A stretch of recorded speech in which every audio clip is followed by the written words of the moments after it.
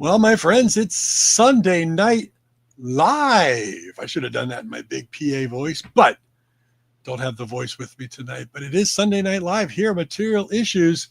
It is episode number 224, if you can believe that. I'm Mark Hershberger of Pop Detective Records. I'm over here at what was a beautiful fall, late afternoon, early evening in South Jersey, right down the old Pike from New York City, which we'll be talking about shortly with our guest. But joining me as always over on the left coast, the other coast, sunny Southern California, president of the International Pop Overthrow Festival, and my good friend, Mr. David Bash. David, how the heck are you this late afternoon California time? Thank you for acknowledging that it's late afternoon out here. Mm-hmm. I'm doing okay. To be honest, I'm going through a few things, personal things we don't necessarily have to talk about, but they're not helping. The other thing is my car it's got problems that may be too expensive to fix. It's a 20-year-old car.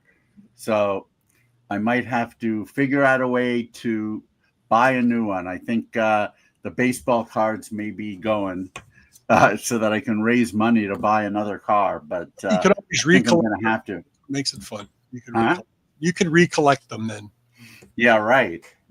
No, I mean, I look at my collections, and if anything has to go, it's going to be those before the watches or the pens or the records or the pens. Yeah, well, I think watches would be a little harder to sell too, but I think I can sell some of these cards. So we'll see how it goes. Hopefully, I don't have to, but I'm kind of thinking in that direction. As far as IPO goes, we are all set for New York, Boston, and Toronto in November.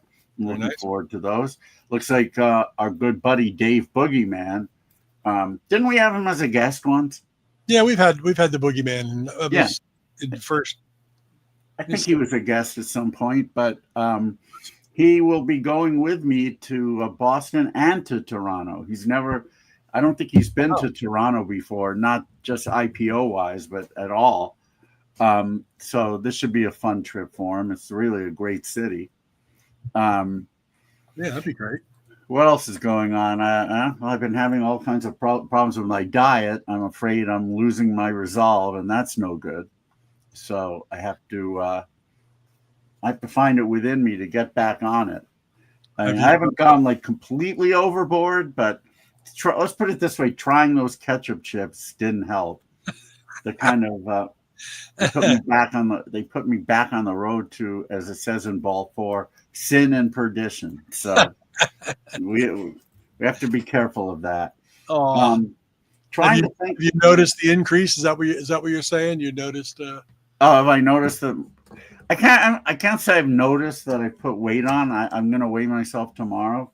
I'm sure I have, but things aren't fitting any differently. So it can't. It won't. It's only been about a week, so I kind of put too much back on. Right. Eating whole loaves of French bread, which I did a couple of days ago, that's not going to help. No, it's good though.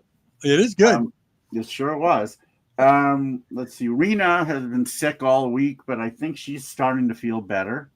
Good, which is good. She actually worked from home the entire week, which she hasn't done that since COVID. I mean, since the pandemic, when everyone had to work from home. Right. But today she went out, did some shopping. So I can tell she's getting there, and I think by tomorrow she'll be able to go back to the office. So that'll be a good thing. And there she is now. And you an option for a car. Oh, I like it. 2016 Nissan Altima. Oh, that's cars.com. That's not CarMax. Cars.com. I searched for Altimas for sale near me. This one came up. It's $9,000. See this. All right. So this could be doable. 2016.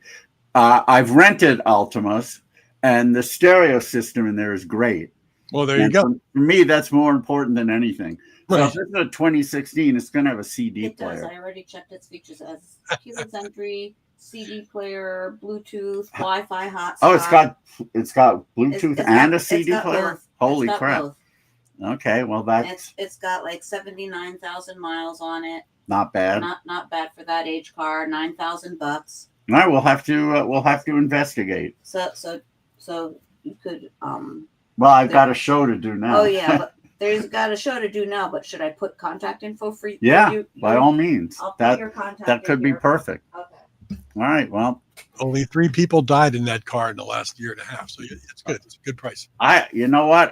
I don't care who died in a car. If I can get it cheaper, even if their blood is still in there, I want it. Hey, and speaking of getting stuff, David's always showing. His things. I've got a new watch. I told you, David, it was from a company that I've bought from in the past. Thank you, Tim. Greetings to you too. Love the look of it, and picked it up, and it is from Zanto. And it's called the Desert Sands.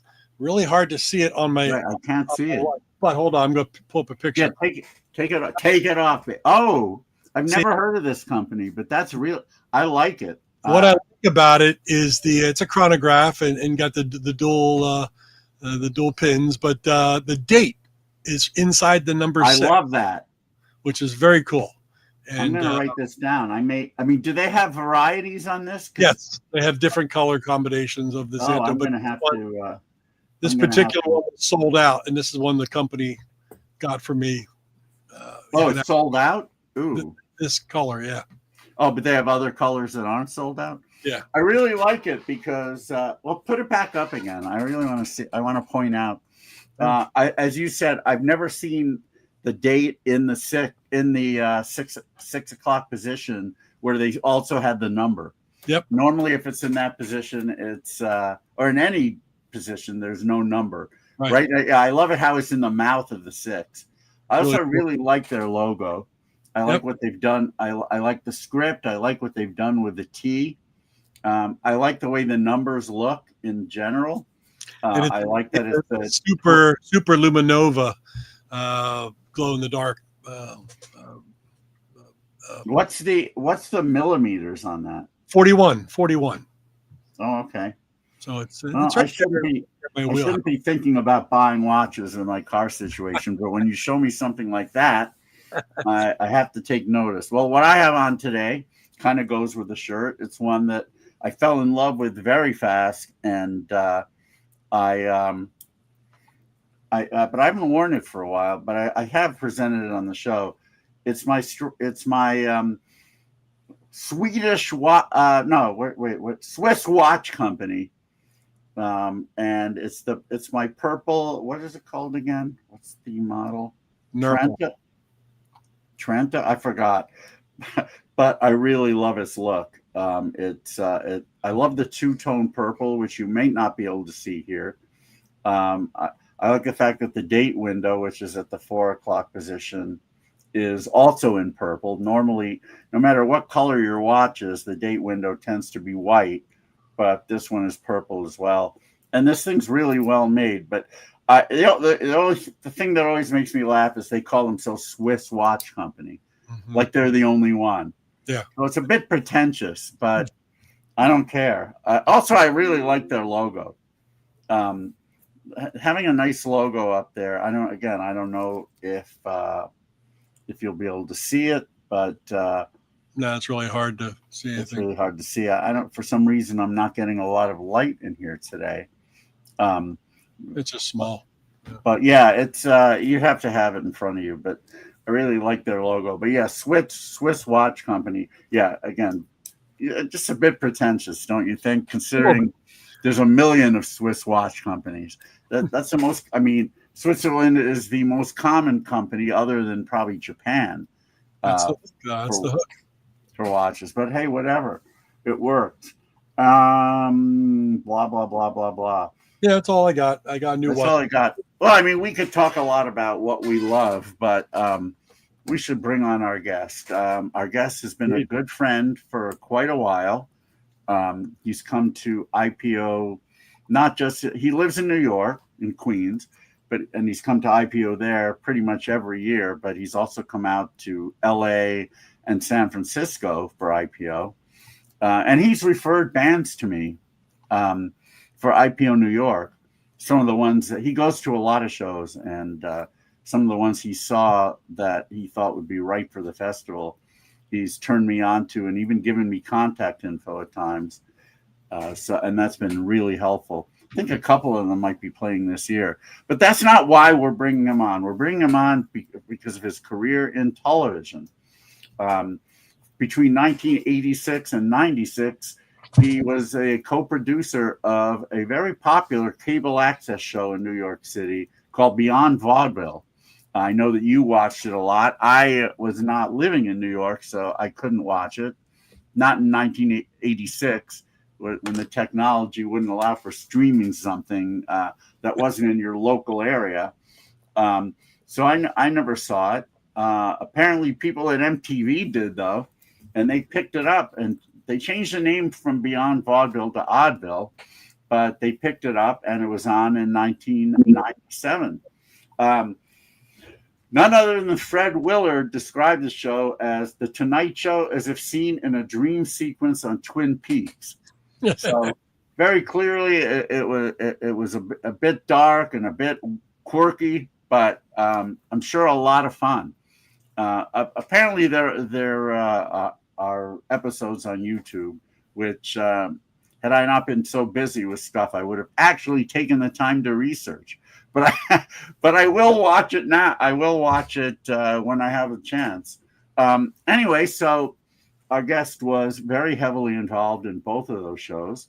And Beyond Vaudeville apparently is so beloved that there's a cause for a reunion show. And in fact, it will take place at a club called Comedy Village in Times Square on November 13th, part of the New York Comedy Festival. And thankfully not during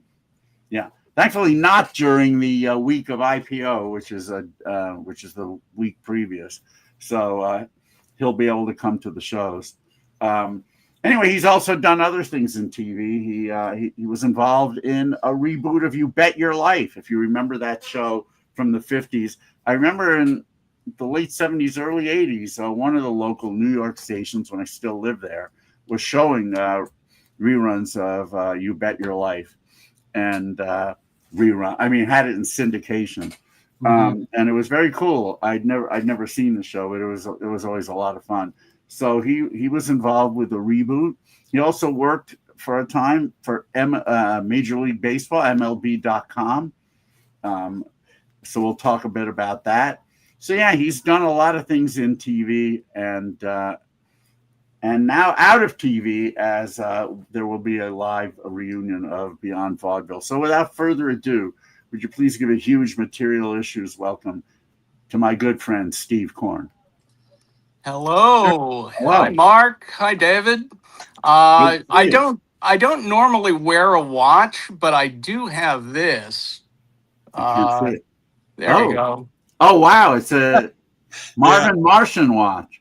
Still in the box, actually, that I got it in. At the time, I thought it was kind of cool, but I don't typically wear a watch. Although I did for a while wear a Jerry Lewis watch. Really? Yeah. I don't know where that is, unfortunately. It stopped working, so I stopped. Well, so did Jerry.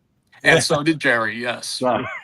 He promised he was going to work until his 100th birthday. Unfortunately, it didn't work out that way. No, but he claimed he was booked at the Orleans Hotel in Las Vegas for his 100th birthday. And had he done it, I probably would have found my way there. But near the end, he seemed to be incredibly grouchy. I think he was grouchy when he was younger too. No, I mean, it seems to have gotten worse. Had you seen that interview that was all over YouTube? That young guy. I did. He just he stared lasers into the guy and refused and answer his questions with like one just terse one word, like leave me alone kind of answer. It was really awful.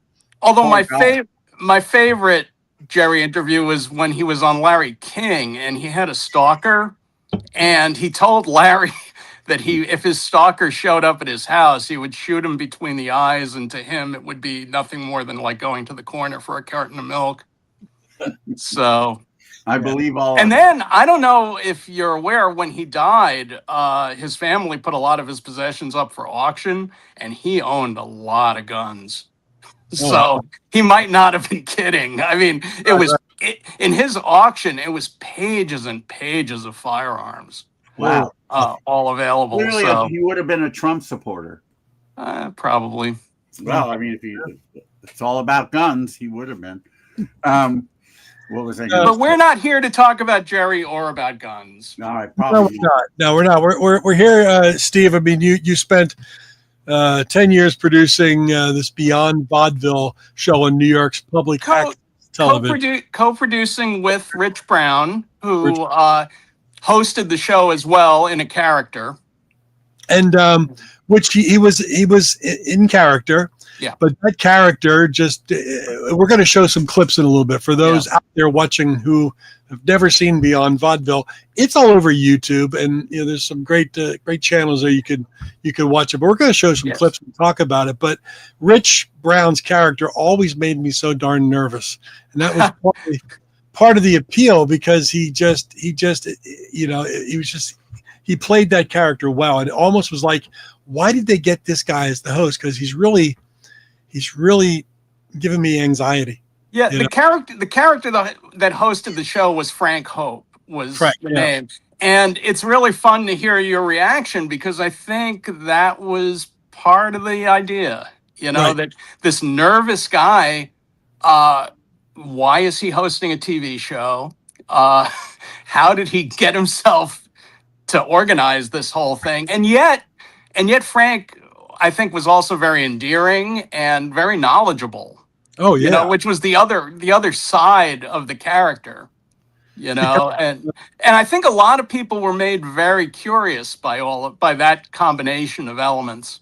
And to offset it with the co-host David Green, who was I don't even know how to. Well, we'll get into him in a little bit too. I don't even a little bundle of rage. Yeah, a little not so little, actually. A big bundle of rage. David Green from School Ties? No, I'm kidding. I don't know if you ever saw the movie School Ties, but Brendan Fraser played a character named David Green. Oh, really? Yeah. No, I wasn't aware of that. It's a great Green with the Beatle haircut and the pent up rage. Rage. Although when we got to MTV, they made him dial down the rage. He became more of a Sphinx kind of character. As I mentioned earlier, I never had the opportunity to see the show, but one New York show and I guess it was cable access, I did see, because it was on when I was still lived there, was the Uncle Floyd show. Yeah, Uncle Floyd wasn't public access, though. No, he wasn't. No, he was. No, I guess he wasn't. I did see him on. It was a UHF station out of New Jersey. Yep. Somehow we were able to get it. Was that show at all an inspiration for Beyond Vaudeville? Very much. We were all big Uncle Floyd fans, and I think the Uncle Floyd show, in a lot of ways, made us realize that a TV show was very doable, because it was a bunch of friends who went and did what they felt was funny. And so I think in that sense, apart from just being big fans of the show, it also inspired us in a way, to be able to say, hey, we can do this too. Yeah. So, and you didn't need, Floyd clearly didn't have a big budget. So, and we knew. Smithereens on for an episode, I think, didn't he? Yeah, he had so many great bands. The Ramones were one of his biggest boosters. I mean, there are a lot of photos of live shows where Johnny is wearing a Floyd T-shirt. Oh yeah! Oh wow! And we used to go. Floyd did live shows at the old Bottom Line Club in New York, and he would sell out. I think they set a record at the time of the most number of sold out shows of anyone at the Bottom Line, and they were a hoot. They were great, and again, very inspiring. I mean, Frank Sessage talks about the Dead Boys performance on Floyd all the time, and the Fast, Paul Zone, the Zone Brothers, Peter Tork. I mean, and also, Floyd eventually got to syndication, and once they got to syndication, they had so many bands. But even when they were in New Jersey, I mean, David Johansen was another big booster of Floyd, and he used to come on. I think they used to record like 7 or 8 appearances in a row, and then they'd sprinkle them. You know, they air them at different times. Are you saying that when they got in syndication, that meant that people in California could watch it? Because I don't remember. Oh, yeah, the Floyd show, yeah, it was up to the local station when they would run it. Like in New York, when they were syndicated, it ran after Saturday Night Live on Channel 4. Very late, yeah. Yeah. What year would that have been? The year it was in syndication? I mean, was I still in New York? Because I left in 82. You know, the years all kind of blend. I don't know, Mark, do you remember when Floyd was in syndication? I'm looking it up right now. Yeah. I'm curious. 80s, I'm guessing. 80s. I was probably watching it on the UHF channel. Yeah, it was always part of the charm for me that I used to watch it under a sheet of static, because that's how the station came in for me on UHF. Yeah. So when he went to Channel 4, it was mind-blowing because there was no sheet of static anymore, you know, and it just didn't seem right. You know, it felt like that's how I should be watching that show. Yeah, I'm not pulling anything up real easy. I'm gonna guess it was in syndication late 80s. Yeah, then I was already, but I don't. You know, none of my California friends seem to know about that show. So yeah, I think a lot of stations that picked it up did run it after Saturday Night Live. I think I can't swear to that, but I remember that's what it because I was always up watching Saturday Night Live, and then Uncle Floyd came on, and I was up even later because I was addicted to that. Because you know what? We're not here to talk about Uncle Floyd. Well, let's talk about your childhood, because what did you when you were a kid? It's not more interesting than the Uncle Floyd show. No, I'm sure it is. No, I'm sure it isn't. No, I'm kidding. When you were a kid, did you aspire to be in television? How important was television to your life? I loved TV as a kid. What were some of your favorite shows? Well, as far as it relates to eventually doing Beyond Vaudeville, I mean, the Mike Douglas show and the Merv Griffin show were required viewing for me. I mean, I used to watch Merv Griffin every night, pretty much. And when I was home, if I was doing my homework, I'd put the Mike Douglas show on and have it running in the background. Those were big shows for me. You know, I never saw. Really cool. Yeah. Oh, and you know, the guests luckily you would have on are amazing. Yeah. What's interesting about that connection? The very first episode in the format of Beyond Vaudeville that would last for the 10 years, Mason Reese was our first guest. And I mean, you can draw obviously a straight line to the Mike Douglas show and Beyond Vaudeville from our connection with Mason Reese. Tell me about that. I actually don't. Yeah, you know, so again, to get just a little bit before that format, we were playing around with different ideas. We did 6 shows that were hosted by Andy Kaufman's brother, Michael.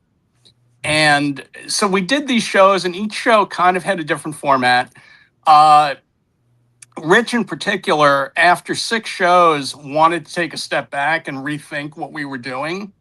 And so we took about 6 months off, and we came back, and he hit on this idea of doing a talk show.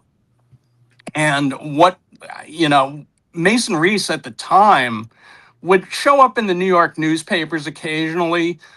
He got a lot of press at one point because I think he was working at Crazy Eddie. So the newspapers picked up on that. And, you know, we figured out how to contact him. So the idea of having a celebrity of sorts, I mean, not that Mason was great. And, you know, but again, he was not exactly, you know, doing a lot of stuff around the time. So he was available, and he was invited onto the show. And part of the idea that Rich also had, he was very interested, and we were all fans of the Gong Show. And, you know, so we were always interested in, and he in particular was very interested in unusual talents.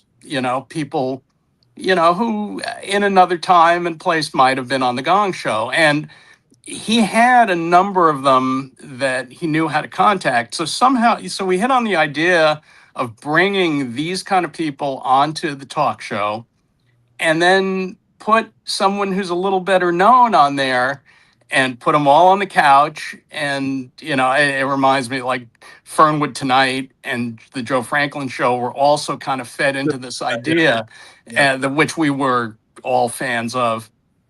So he hit on the idea of doing it this way. And Mason was on that first show, and he was great. And it just clicked, this idea. Mason gave us the kind of looks. Like, one of the things that I did, so I was the director. I was in the booth positioning cameras and punching up the shots, because we didn't really edit. We sort of, what you saw is what we got. Live to tape, yeah. And on that first show, Mason gave us such incredible reaction shots, and we're able to capture some of those. And, when we looked at that format, it just seemed to click. And then what sort of clinched it, the second show guest was Al Lewis from the Munsters. Wow. And he was also incredible. And, we just kind of fell into this format. We realized it kind of clicked. So we kept going with it. And the fact that those first two shows kind of worked gave us the impetus to go on. And we went on for 10 years. What was the connection between Mason Reese and Mike Douglas, though? Mason Reese was on Mike Douglas all the time.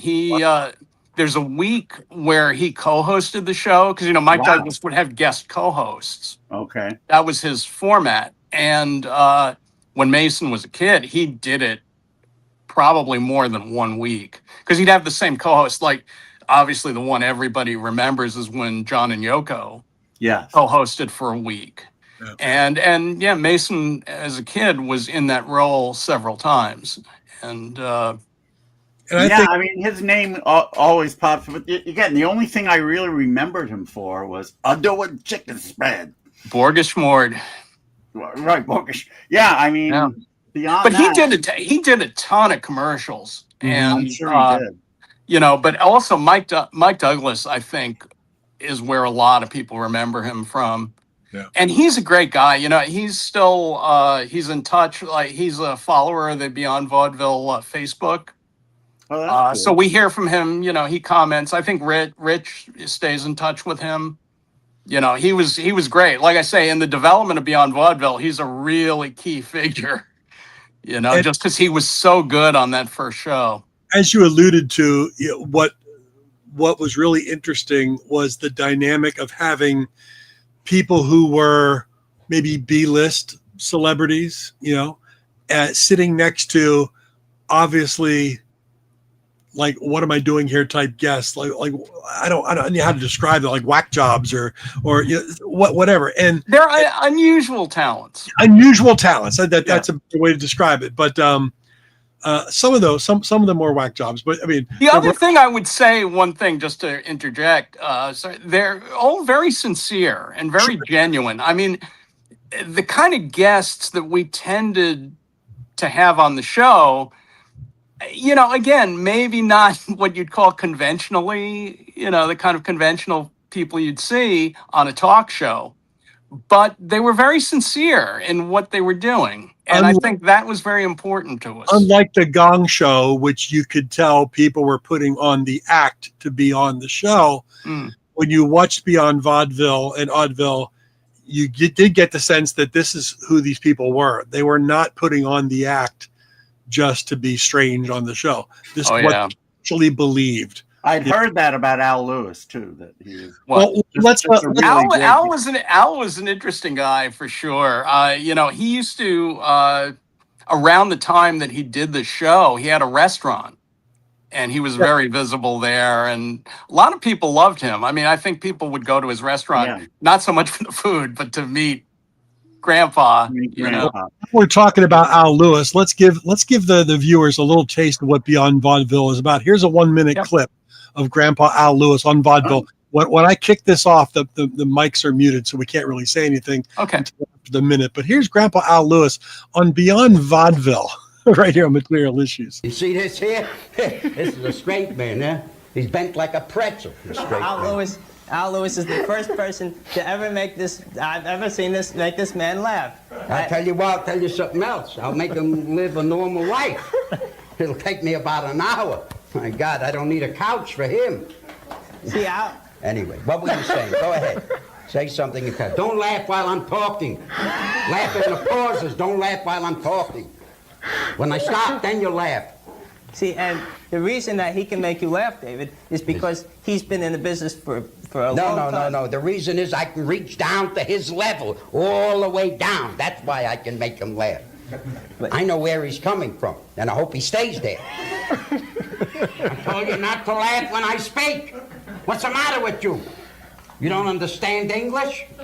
Si hablo? Pancho? Mr. Lewis. That's Wow, great. that's great. You know, in the 10-year run of Beyond Vaudeville, that's really the only time David broke.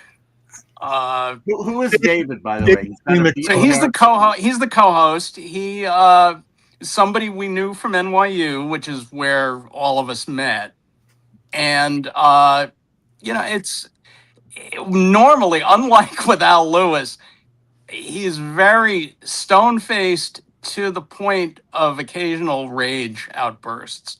And you know, the one thing that I think was unique about Beyond Vaudeville is that you had a co-host who really was not shy about letting you know he held the show in great contempt. I'm not sure there's another one that comes to mind where that, you know, the co-host had that approach, but very, very frequently. And he this concept was all yours, or at least part. Or did No, it I just mean, sort of evolve this way, and you just let it go.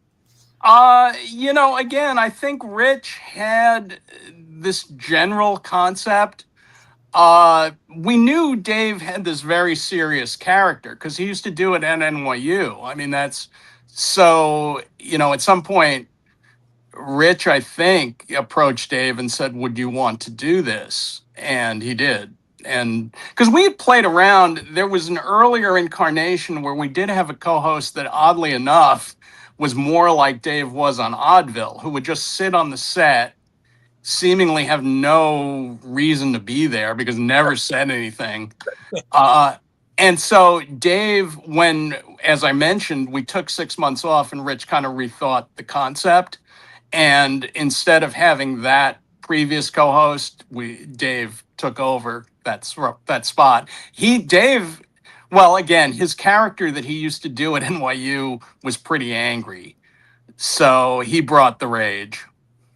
What was your major at NYU? Journalism, and I actually had a double major. I was journalism and politics. Now here's the not the weird thing, but you know, you and I both graduated at NYU. I think we may have overlapped a little bit. I graduated in '83. Yeah, so we did, because I graduated in January of 1981. So okay. Or maybe later in '81, but definitely I was off one semester of when I normally would have graduated. And so you graduated in '81. I graduated in '81, so we were there at the same time, and we were both journalism majors. Did you have Bill Burroughs as a professor? Burroughs. The name is familiar. I think he may have been the chair of the department by that. I think that's why his name is familiar, but no, I didn't have a class with him. I'm trying to think of who else. I mean, a lot of the professors I had were not professors. They were, you know. Same here. Same here. I had a guy named, I remember having a guy named Rosenberg who looked like Southside Johnny. No, I don't remember him. And I remember a woman, what was her last name? Damn. There was Helen Epstein. I had a class with her. That name sounds familiar. How about Nadine Edison? No. Helen Helen, Epstein sounds familiar. she was fairly well known. I mean, I think she had written books and I magazine think so, articles, yeah. and she was good. That was a good class, as I recall. Who else did I have? Oh, God, Terry Schultz. Does that sound familiar? She was. The name's familiar. It It's wasn't somebody amazing. I We had were class both with. journalism majors. I started there a little before you, but Yeah, I got there in we never had any of the same teachers. 79. The only teacher we may have had, or professor, was Helen. Helen Epstein sounds. I must have had a class with her, but God knows. She was fairly well known, and feature writing was her specialty. Yeah. So I know the class I had with her was magazine feature writing. Oh, okay. So God, so I wish I knew you and your gang back then. Yeah, it's too bad. Would've Too been bad we fun. didn't. Well, were you familiar at all? Well, you left in '81, so because this all started. Actually, the roots of Beyond Vaudeville were at the NYU Humor magazine, which was called The Plague. I don't know if you ever saw that. So I joined up with The Plague in 1979, and I was there. I was there for my 4 years. I was an editor there. So you may have seen that. I may have. Yeah. I was the kind of guy who went to school, in between classes, went to record shops, and when classes were over, I went home. I should have really been more involved. The NYU experience for, I think, most people back then. Well, I really should have been more involved with, with the journalism department. But at that time, I was definitely, I was probably too shy, way too introverted, and just didn't care. I wanted to go to record stores and go home. Yeah, which is it's a valid option. I had to drive. It's a valid option. I mean, there were a couple. If you remember, there were a couple of school newspapers. Didn't interest just for me personally, although I did write a little bit for one of them. But the Plague is really what I focused on, and I was kind of interested in magazine making and editing anyway. That was my favorite class, magazine making, and I wish I remembered the name of was that Helen Epstein maybe? No, I tell you, I had magazine feature writing with her. Magazine making and editing. But that's a class I took. Oh, okay. Then maybe we may have even been in the same class. Oh no. I don't think I took it in '78. Because I wouldn't have taken. It was a woman I used to write. She loved the captions I used to write for pictures, for photos. Nice. Anyway, we're digressing here, but yes, we are. Let me ask you this. Maybe we already touched upon this. Where did the name Beyond Vaudeville come from? Was that you or? No, that was Rich, and the vaudeville part came from one of his big inspirations, which was the Roy Radin vaudeville show.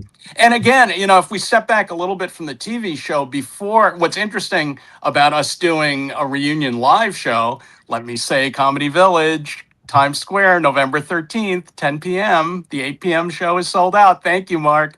It was a live show first at NYU, and I think one of, I'm pretty comfortable saying one of Rich's biggest inspirations was seeing the Roy Radin vaudeville show on Long Island. I remember him coming back to the Humor magazine office after seeing it. He had the program. He was really excited about it. I don't know if I'm guessing you're not familiar with Roy Radin's vaudeville. I can explain what it was. Please.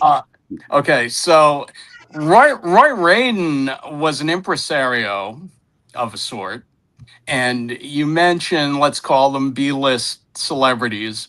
He, as again, the show that he promoted, he would get performers who had maybe been a little bit past their prime, like John Carradine did a reading, Tiny Tim, who was one of our favorites and appeared on Beyond Vaudeville a couple of times. He certainly would have been on Oddville had he lived, but he died in 1996, sadly. Just missed it. I believe Zippy the Chimp was part of Roy Radin's vaudeville. Judd Strunk, who you may remember from Laugh-In. Daisy a Day, yes. And Laugh-In, yeah. So Johnny Brown, I think, was part of Roy Radin's vaudeville. I believe Jan Murray So Wow. you kind of see the kinds of George Jessel, I believe, was part of it. Real old timer. Yeah, so it was this level of performer, and they'd all come out, and I don't think Roy Radin's vaudeville shows played, particularly, lavish theaters, let's Right. say.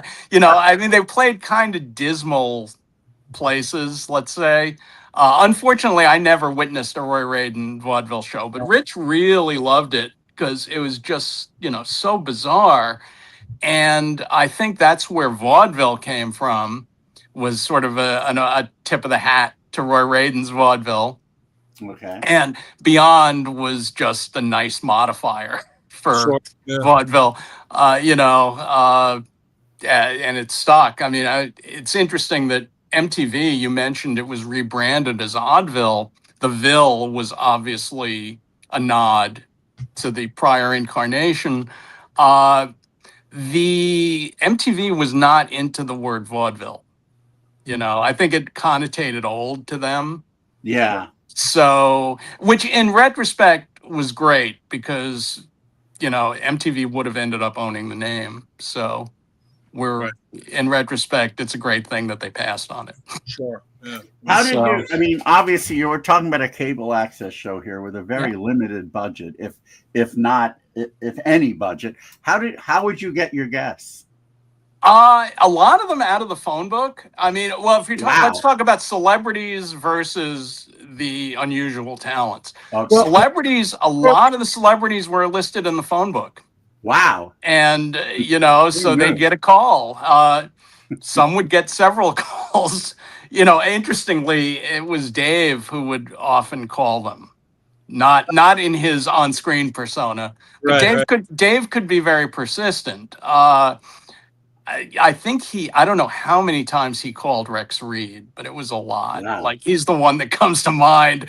He was pretty relentless in trying to get Rex Reed on the show. He never did, but he kept calling. Did he get to talk to? Did he talk? I don't to know. him? I don't know if Rex ever picked up. I think Eric Roberts yelled at him. Was it Eric Roberts? Eric Douglas. I'm sorry. No, Eric Roberts did not yell at him. Michael's brother, Kirk's son, all right. who, he did a lot of low budget movies. And I think he yelled at Dave. He did actually pick up one time. So yes, I'm sorry. I mentioned Eric Roberts, wrong Eric. But so anyway, so that's the celebrity part. A lot of them in the phone book. Also, I should say the other thing is we'd see in the newspaper that somebody was coming to town. And so we'd try to get a contact we, between all of us, we had sort of media connections. So we'd be able to sort of figure out who to get in touch with if someone was coming to town. Sometimes that worked. I guess that's how What's My Line used to. They would always get. Oh yeah, right. That was I just read that was apparently Bennett Cerf's big thing was to scour the newspaper to see who was coming to town. Right. And that's why he would more often than anyone he would be the one who would be able to guess who the mystery there was just a story about it that he was obsessed with it. He, and then later in the 70s version, Soupy Sales apparently was the other one who was just obsessed with trying to figure out the mystery guest. So I don't know. Bennett was really, really good at it because he would be the guy who'd be scout. Arlene Francis is probably the smartest person on that show, and in my opinion, and Dorothy was no slouch. No, she was. They were all very bright. Yeah. I mean, at least the regulars were. Speaking of shows like What's My Line, let's play another clip here right now because it's going to tie in a little bit. Here's a clip from Beyond Vaudeville of Kitty Carlisle. Wow. Yes. Here we go. I want to thank you so much for coming on, Miss Hart. And have you ever done a show like this one before? I've done a lot of television shows, and I've done a lot of interview shows. And the only thing I don't quite understand is the gentleman next to me. What is he doing? I don't think anyone understands him, Mrs. He doesn't Hart. never speak. No, he's a grump, I say. I see. Well, aside from that, this seems like a perfectly straightforward interview show, and you're very good. Well, thank you. You've done your homework. Right. You read the book, Right. and I'm very grateful to you. Well, thank you, You're Miss a Hart. good boy. And I'm going to tell all my friends to pick up this book because I love it. Thank you. Okay, well, thank you very much, Miss Hart. Kitty Carlisle Delighted to Hart. be here. Thank you very much. You just hit your... Oh, yes, don't forget to take me out of mine. Thank you Okay. very much. Thank you. Delighted to have been here. Delighted to have you, Miss Hart. David, why don't you say goodbye? Okay. All right. Wow, wasn't that a very nice interview? And So Was there's that a bit of typical of Dave to just sit there like that on most shows? yeah. If he wasn't in a rage, yeah, then he would just sit there and glower. But there's an interesting backstory as to why she left, because part of what we wanted to do was have the celebrity guest react to what was going on around them. We were really concerned that Kitty would not see who else was going to be on the show, because we kind of had a feeling she might not react well. Right. So somebody was sort of, in our group was kind of tasked with keeping her away from the other guests. Oh my God. Didn't work out that way. And to this day, it's going to be a mystery that we'll never solve. But one of the other guests on the panel said something to her, and she was ready to bolt. Oh wow! So now now Rich had actually read her book, so like he was able to cite things from it, and I think that calmed her down. Yeah. When he like took her aside and showed that he was serious, that he wasn't going to make fun of her, everything was going to be okay, and I think she calmed down. She agreed to do her interview part, but that she would leave right after. Okay. So, but I also always love the fact that she called him a good boy. Yeah. That's like, did your homework, you're a good boy. Yeah, that's one of those touches, just one of those moments I really liked. She made it to 96. Good for her. Yes, she did. Yes, she did. She was a night at the opera, she... You talked about You Bet Your Life earlier with Groucho. She was in, one of the great Marx Brothers movies. So yeah. She stuck around for a very long time. Most of us know her from To Tell the Truth. I mean, yes. She was also head of, I think, the New York State Council of the Arts for a long time. Wow. So that was like in her later years, that was one of her big things. Tell us about some of the musical guests you had on, because, Mark was telling me you had a lot of great ones. Yeah, so that's jumping ahead to Oddville. We couldn't really, as much as we would have maybe liked to have music on Beyond Vaudeville, setting up a band and doing sound checks, true. we didn't have that kind of time. I mean, we'd set up the set that you see, that kind of jumble of stuff, and we'd have to do our show basically in real time. We couldn't hang around the studio. There were other shows coming in. So, and often the shows ahead of us would be late, so we'd start late, and we just couldn't add to that backlog because the studio had scheduled certain times. So we didn't deal with bands in the Access years. But on Oddville, obviously we did. And certainly, we were talking about Uncle Floyd earlier. Uncle Floyd band segments were definitely, attractive to us. Like we thought, okay, maybe we could have that kind of legacy, We're at MTV. We should have music, and so we have the opportunity. So we did add the only band of the entire run that we chose was Los Straitjackets, who did our pilot. And were great because MTV didn't care what we did on the pilot. I mean, and particularly just talking about the music, the people who booked music. I mean, as far as they were concerned, the pilot was never going to air. So they didn't care what we did. And we were very grateful and very happy that Los Straitjackets agreed to do it. So they were one of the bands we had. So then once we got to series and it was picked up, then it became the MTV music booker's job to book bands for us. And we, myself and Doug Broad, who also worked on both Beyond Vaudeville and on Oddville, wrote a great book for anybody who's interested in 70s rock. This is years after Oddville ended, but he wrote a book about Cheap Trick, Aerosmith, Cheap Trick, Kiss, R.I.P., Ace Frehley, and the band Stars, S-T-A-R-Z. Sure. And he wrote a great book about the connections between those four bands, and really good. I highly recommend it. He also went on to write a second book about the life of Anton LaVey, which I also highly recommend.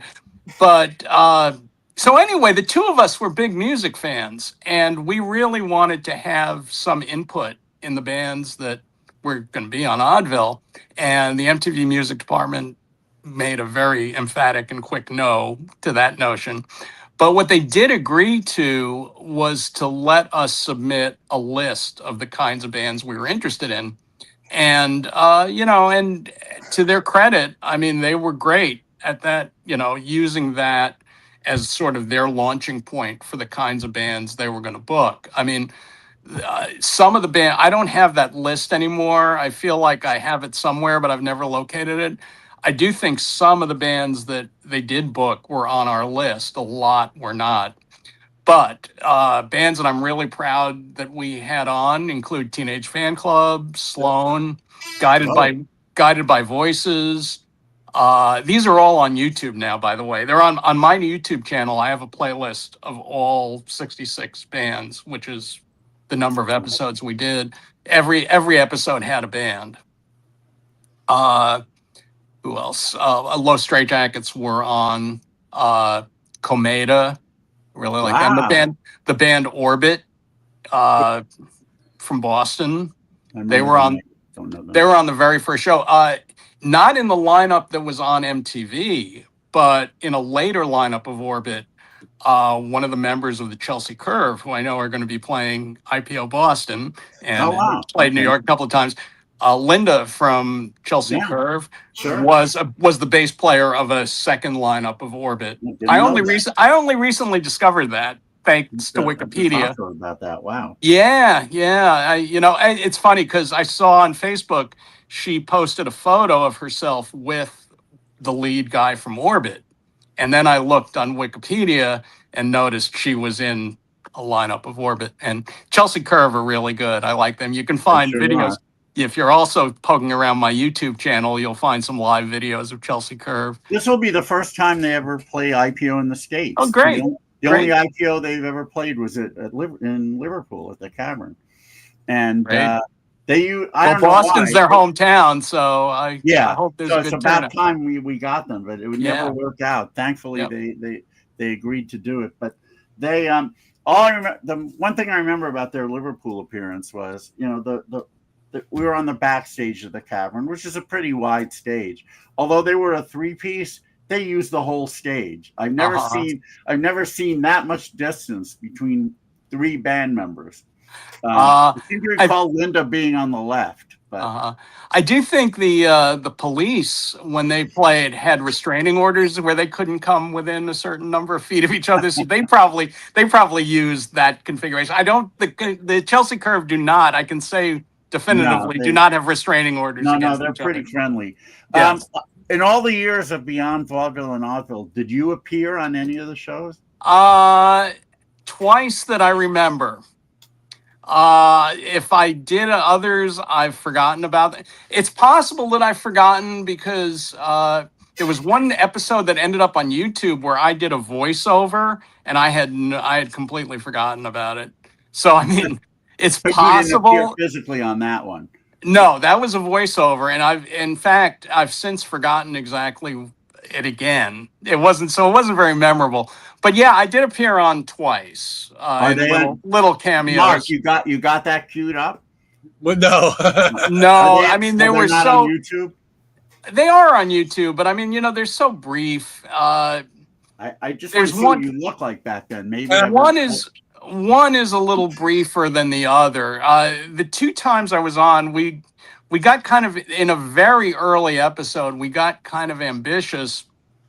So we did a sort of a flashback sequence, and I was on there next to a TV monitor, and so Frank came over and said he wanted to see a clip of one of, presumably, and this was fake, but of a previous TV appearance by one of the guests. And this was a character that we made up. It wasn't real. So anyway, so I'm standing there and pointing at the TV monitor, and then the camera zooms in on it. So that was one. The other one was when one of the regular features of Beyond Vaudeville was a segment by Joey the Dancing Monkey. And there was a point where the great Joey the Dancing Monkey was a guy named John Walsh, who unfortunately has passed away since the series. But John thought he was going to be moving to Los Angeles. So it would have been the end of Joey the Dancing Monkey. So for that occasion, I agreed I'd come out as his trainer to sort of give his farewell. And so I did that. That's a little longer, and that's on one of the episodes. And John did end up moving to Los Angeles, but actually not for a couple of years. And he is very much missed. There's a great episode of Rich's live stream that's dedicated to John, and I recommend absolutely everybody please watch it, because John was a unique character, and he was great as Joey. I mean, Joey was one of the favorite elements of Beyond Vaudeville, I think, for its fans. Where do people find Rich's live? They're all on the Beyond Vaudeville channel on YouTube. So if you search Vaudeville, because I was going to say I have a little thing you can search at Beyond Vaudeville on YouTube. It's going across the bottom of the screen. Yep. That's all you got to do. Put in YouTube, and it'll take you right there. So I think there's a playlist of them. If you go under playlists, you'll find, because he's done a number of live streams, both with guests of Beyond Vaudeville, like catching up with them, as it's 20, almost 30 years later. So, and those are really interesting. And then he's also done a series from his his collection of public access programs that he taped in the 90s, a little bit in the 80s. And they're fascinating. I mean, if you have any interest at all in what New York City public access, the weirder side of New York City public access was like, I don't think you're going to find a better collection. I do have to correct you on one thing, though. You said Beyond Vaudeville didn't have any bands per se on, but here's one. I think that I have a clip of this band. I think they're probably, I don't know if you're still around or not, but it'd probably be a good call for IPO if you could book this band. You'll probably remember this clip, Steve. The YMCA, it's fun to say at the YMCA. You can get yourself clean, you can have a good meal, you can do whatever you feel. Young man, are you listening to me? I said, young man, what do you want to be? I said, young man, you can make all your dreams, but you got to know this one thing. No man does it all by himself. I said, young man, put your shout on the shelf, you can stay there, and I'm sure you will find they will help you out today. It's fun to stay at the YMCA, fun to stay at the YMCA.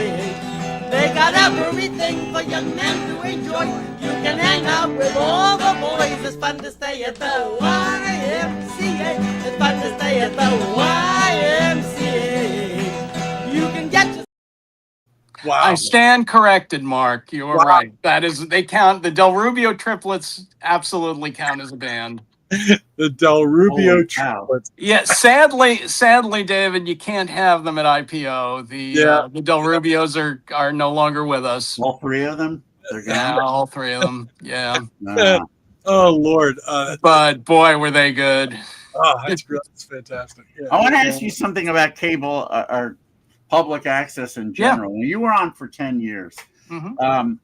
Was there any financial standard or any audience standard or anything that you had to meet to keep your show on, or No, could you just so do it as long as you wanted? yeah, we can talk a little bit about how public access worked in case people might be wondering. So way back when cable franchises were granted, they're they were fairly lucrative contracts, and certainly New York City, and I think this is true probably of most communities, asked the cable companies as part of the deal to get these lucrative contracts to set a couple of channels aside for community voices. And I think what they had in mind, no doubt, was not shows like Beyond Vaudeville. I think they expected community programming, that about current affairs. And, they did get some of that. Yeah. But I think what it basically did was say to the community, anybody who wanted to put their show on had that opportunity, and there was no charge, there was a charge at that time for us to rent a studio to do the show in. Sure. Because when we were doing it, there was no free studio. I believe now there is, but in Manhattan, which is where Beyond Vaudeville ran, so we had to pay for studio time. We did not have to pay for the air time.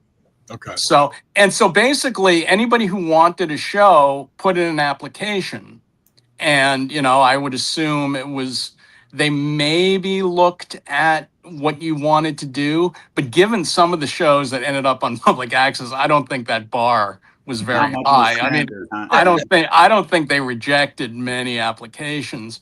But basically, so you'd go on the waiting list, and when a slot opened up, they would tell you, okay, you could do your show.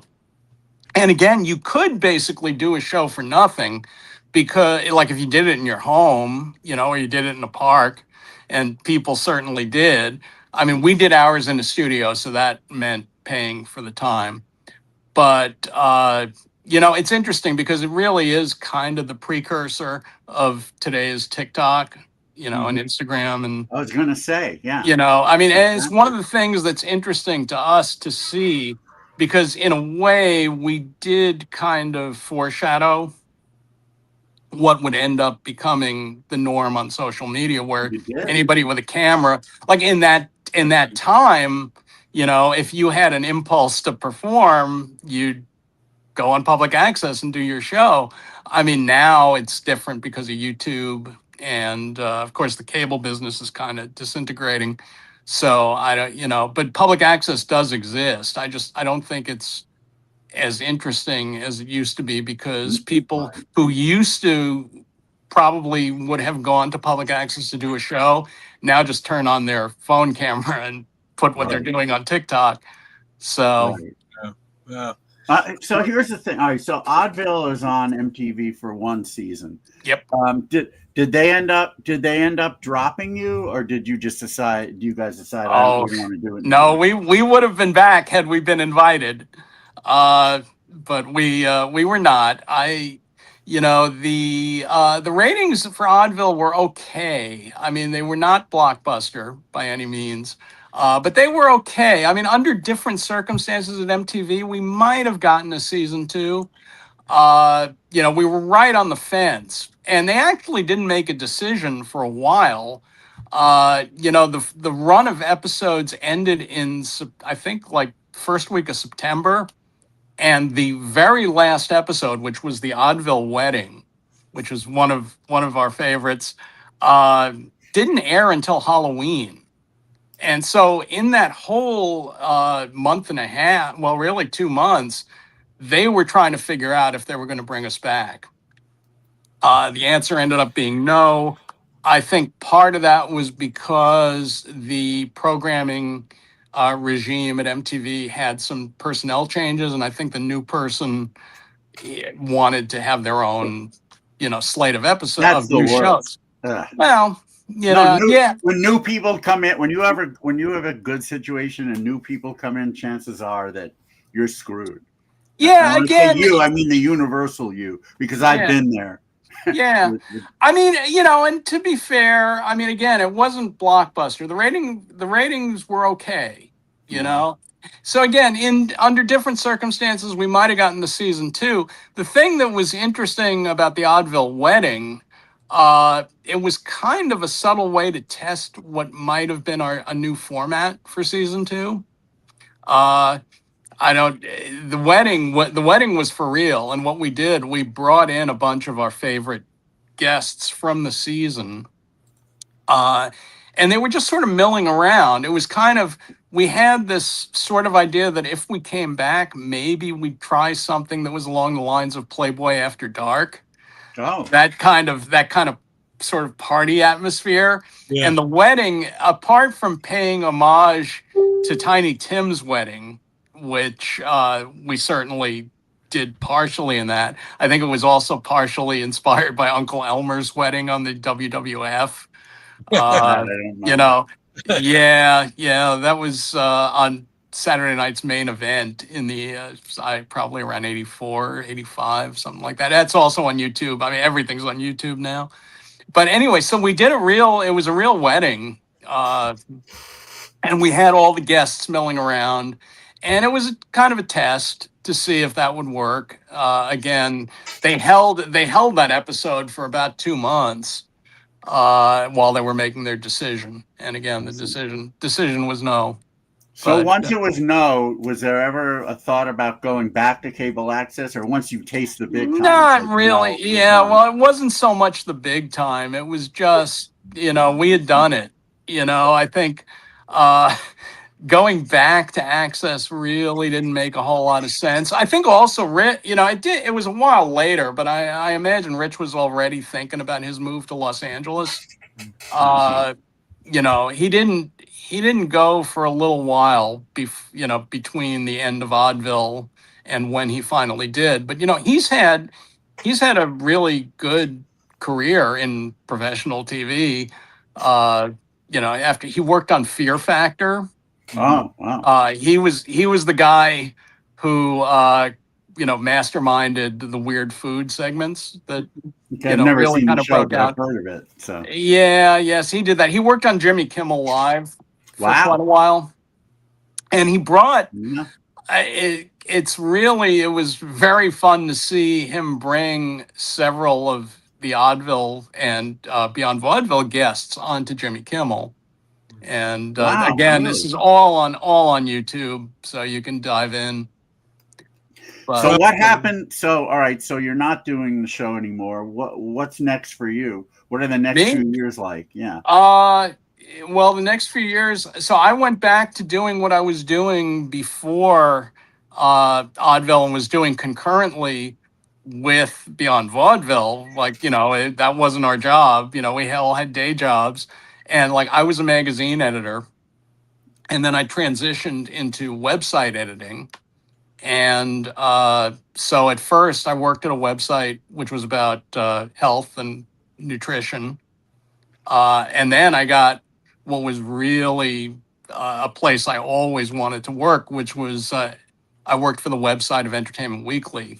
And Yes. I was there from 2002 to 2015. Wow. So that was a good long run. And I mean, I really enjoyed being there. You know, worked with a lot of talented people. And What it did was you fun. do there? And did you go I was the into an office? homepage. I was the homepage editor. So Oh, okay. basically, you know, I would place stories on the homepage. I would work on the text that you would see if you went to the EW homepage. Wow. You know, I monitored the traffic, and you know, when stories had sort of run their course, I would put in a new one. You know, so that was basically what I did. You know, and that was fun. Like I said, I did that. So I was there for a good long time. And then I went from there to Yahoo Movies. So again, I was entertainment, online entertainment websites. So I was a deputy editor there for almost 2 years. And Did then you mostly do this out of your home, or did you go to the No, not in those days. I mean, at EW, we could do it a little, but it was, it meant going into the office. Same at Yahoo, and actually same at, you mentioned MLB, so I did that for a year. Major League Baseball, for those of you who. Yes. Yeah. So again, very similar. I worked on game days and game nights. Everybody in the editorial position of game manager would be assigned a game. And I was responsible for maintaining the websites of the two teams that are playing. So say it was, the Astros and the Brewers. For that night, I'd be responsible for programming what went on the Astros page and what went on the Brewers page, pre-game, during the game, and post-game. So I did that, and that was fun for a season. I'll bet. Yeah, a lot of work, but it was fun. Tell us about You Bet Your Life. Oh yeah, so again, that was one of the shows. Rich was a producer on You Bet Your Life, so he brought me in. He was in charge of coming up with what Jay Leno, who hosted this iteration of You Bet Your Life, would talk about with the contestant. So what I was doing was research on the contestants, so we'd come up with, say, 5 things that Rich could take to Jay and say, okay, this contestant has done this, this, this, and this. This might be something for you to talk about with them and see where that goes. So, and that was a lot of fun. But, so we did that. We actually did 3 seasons. Unfortunately, because of the writer's strike, season 3 never happened. We were pretty far along in our research. So, because at the time that they pulled the plug on the season, it was pretty close to production. So it's a shame, we did a lot to get ready for the season 3 that never happened. What can you do? No. And who was airing? That was syndicated. So, So it was Fox syndication. So Fox owned and operated stations were, given incentives to pick it up, and it aired on other stations in other markets where there was no Fox affiliate. So yeah. So has the pandemic happened at this point? Or did that have any effect on? Oh yeah, it was during production of You Bet Your Life. So yeah, they had to take a lot of COVID precautions. I think they had no audience for the season that was shot in 21. Everybody, it was kind of a mess. But they worked through it, so. By the way, one of the guests on the original Bet Your Life is still around. Not only is he still around, he posts on Facebook quite often. Oh yeah. I don't know how he would be live, but I would love to have him on Material Issues. Who was that? He became a character actor. Ronnie Shell. Oh, Ronnie Shell. Yeah. Mark, he was on Gomer Pyle. Yeah. You'd know him if you saw him, Mark, because he appeared on. He was on so many shows. Yeah, he's total character actor. I don't remember the episode of You Bet Your Life he was on. I don't remember if he was already in the biz or was just a regular civilian contestant. But he's known for the fact that he was on that show. Yeah, there were some interesting people who came through the Groucho version. One of my favorites was Lord Buckley. Oh, wow. You may know. Lord, I don't know. Yeah, Lord Buckley was kind of a hipster character. He actually he lived in Cracker Box Palace. Right. Yeah. Which the George Harrison song refers to. The actual Cracker Box Palace was Lord Buckley's home in San Francisco. So, and of course, he had that album, which I don't own, believe it or not. But Lord Buckley. Oh no, you mean the George Harrison album or Lord Buckley? Yeah.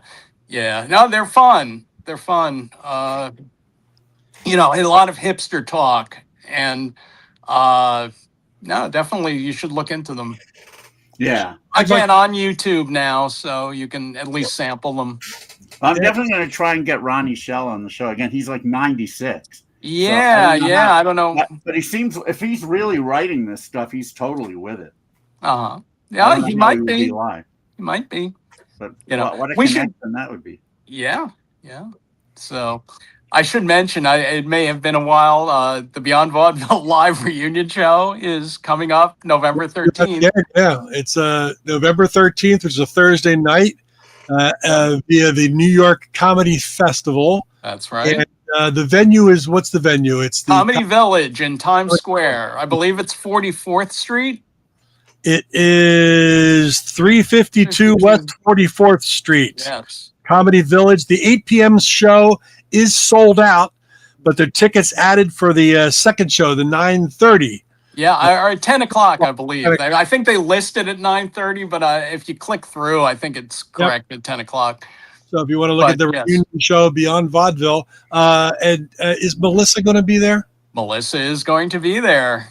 Tell us who Melissa is. So when we went to MTV, it was kind of glaring that there was really, between Frank and Dave, obviously not a female presence. And we thought it would be nice to have a female presence on the set. And the way we kind of conceived it, it would be sort of like Marilyn on the Munsters. There'd be all this weirdness going on around her, and you'd have this one sort of normal,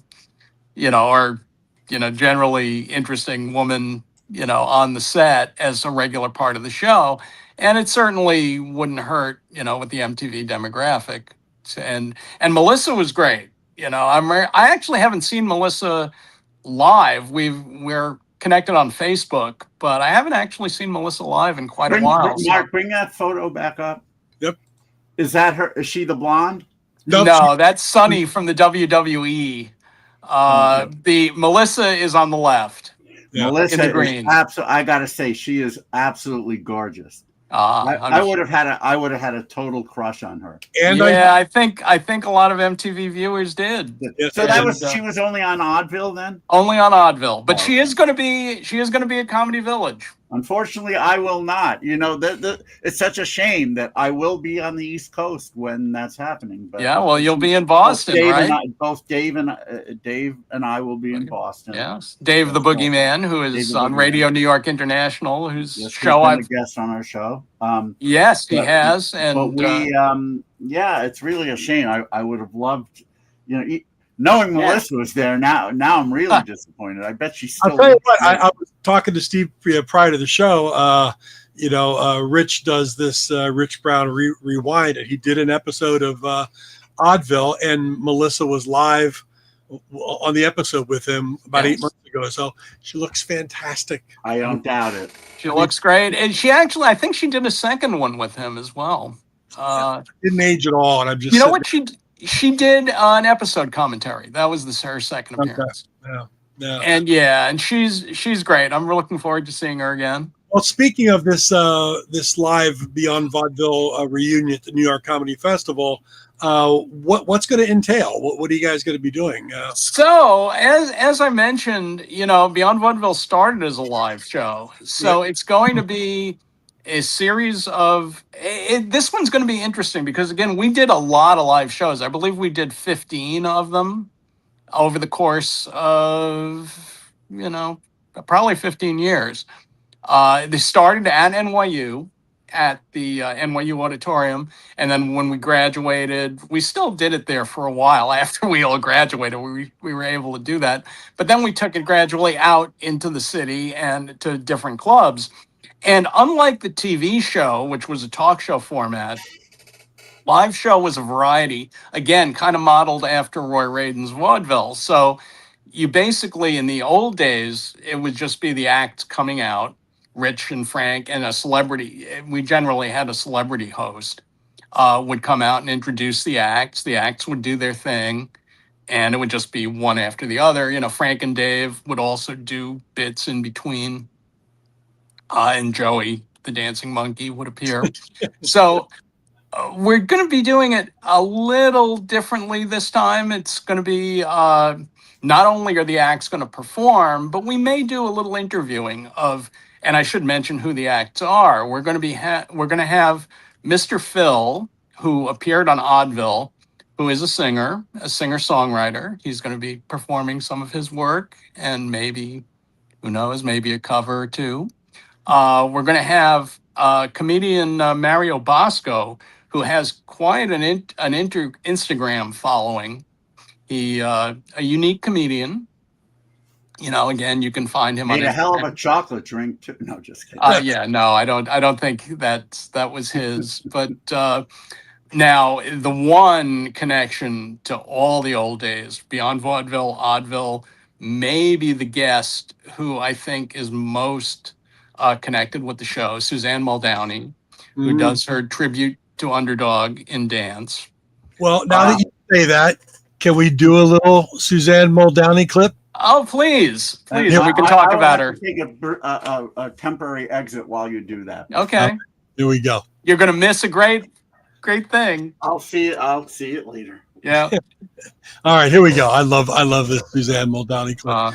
as do we all. Here we go. I didn't get to mention that, well, I was attracted to Underdog primarily because he flew, and I wanted him to be more serious, more dignified. I used my dancing, the classic steps which simulated flight within human limitations. Now, I brought a picture along. Some of you watching might have wondered why my cape was decorated the way it was. When Underdog... Okay, David. All right. Well, when Right, Dave, talk. Very rude, David. You got 20 minutes, Dave. All right, now, I'm sorry, Susanna. Well, when Underdog launched himself into the air or was flying at extremely high speeds, he left a trail of stars in his wake. That's why we have these decorations on the one side. Right. And then the old-time cartoon animation shows him like this. Camera, can you get in closer? Yes. In the standard pose where he was shown flexing his muscles and standing proudly, if you notice the lines, the spokes, the rays issue. She's incredible. There's some, yeah. Some people may know Suzanne from the Howard Stern show. Yeah. She would not be happy if that's where you know her from. She was not pleased with her Stern appearances.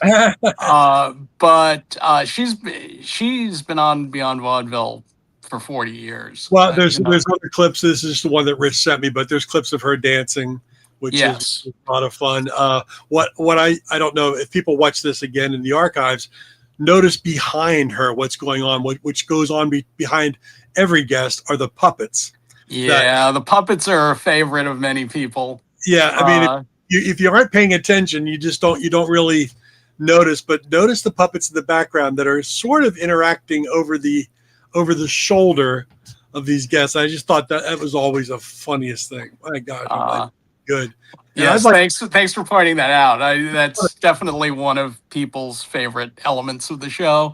Well, I have another clip I'd like to play here because it does name drop one of our good friends. But this celebrity is playing with the puppet, and again, this is a B-list celebrity who looks a little bit bothered about being there, I believe. But I just love the interaction. But we got to get the name drop for our good friend in here. Yes.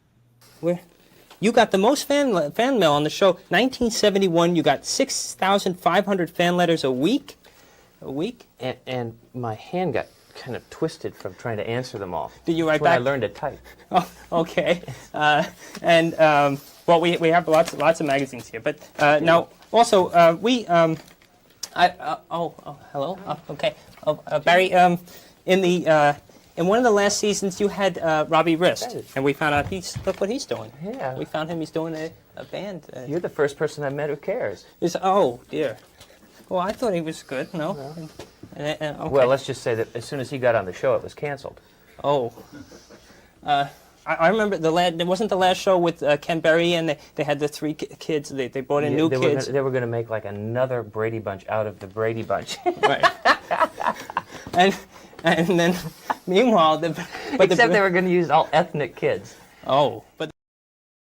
Oh, geez, what a... So many people, I have to say, so many people, me included, thought that was the last Brady Bunch episode, the one with Ken Berry and his kids. It was not. I think it was 6 from the end. Yeah, I just want to point out before I forget that record's from my collection, and I was really bummed that Barry Williams said that, because I like that record, and I mean, we obviously wanted, to get a reaction from him. I didn't know it was going to be that. Mm-hmm. I'm sure he's just kidding anyway. But, yeah, maybe. He gets it. It's all good. But speaking of music, we could do this as a segue. I want to point out and thank you very much for being one of the most ardent supporters of my festival, International Pop Overthrow, over the years. Not only have you attended a lot of shows locally, but you've flown out to various cities in which we've done it. It's always one of the highlights of my year. So thank you for doing them. Well, hopefully Liverpool will be on the agenda someday. But how did you find out about IPO initially? And I know you and your buddy Joe came out to one of the early ones in LA. Yeah, that was 1999 was the first year that we came out. I was working with Joe at a magazine, and he actually read about it. I'm not sure how he found out about it, but obviously he did. And he mentioned it to me as, that might be fun, something to do. So yeah, sure. Let's go and see it. And it was great. And obviously all these years later, still doing it. Still doing it, obviously not quite at the level we used to. Well, that first year was really a revelation. I mean, it was so good. That's actually our second year. First year for me. First year for me, right? not for you. Yeah. I mean, obviously back in the day when people were younger, when there was no social media, and there was very little home entertainment other than your TV. Because even in the late 90s, DVDs had just started to come out. You may have had a Laserdisc player or a VHS player, but that was it. Anyhow, back then we were all younger, and the social climate was different, and people went to shows. And for that reason, we were able to secure venues like the Troubadour, which is where I met you and Joe, the El Rey. Obviously, another big theater in LA, and others of that ilk, along with smaller venues. It was a combination. We can't do that anymore. Obviously, we don't have the audience that we used to, unfortunately. Other than at the Cavern, which to me eclipses all of those venues anyway. They call themselves the most famous club in the world. They really are. Obviously, the Beatles connection, trumps every other possible connection that there could be. But and Mark has been there, so he knows. But back in the day when you first came, it was it was different. It was. Although I do have to say, one thing I'm feeling now, and certainly in New York, is that the quality of the bands is starting to rival, the old days. I mean, I think. To hear you say that. Yeah, I mean, I think so. Do you? I hope you do. I'm biased, but New York. I will say this. I mean, because New York isn't quite as long as LA, let's say, we do have a bit. I mean, it's like it's the cream of the crop from start to finish. Yeah, that is true. LA has great bands too, but not as consistently at the same level as the ones in New York, which is okay, because I love the bands who play LA, and I'm glad that it's able to be that long in LA. But New York is shorter and sweeter, and we're really. Yes, I will grant you it. Back in the old days in LA, you would do what, 10 days?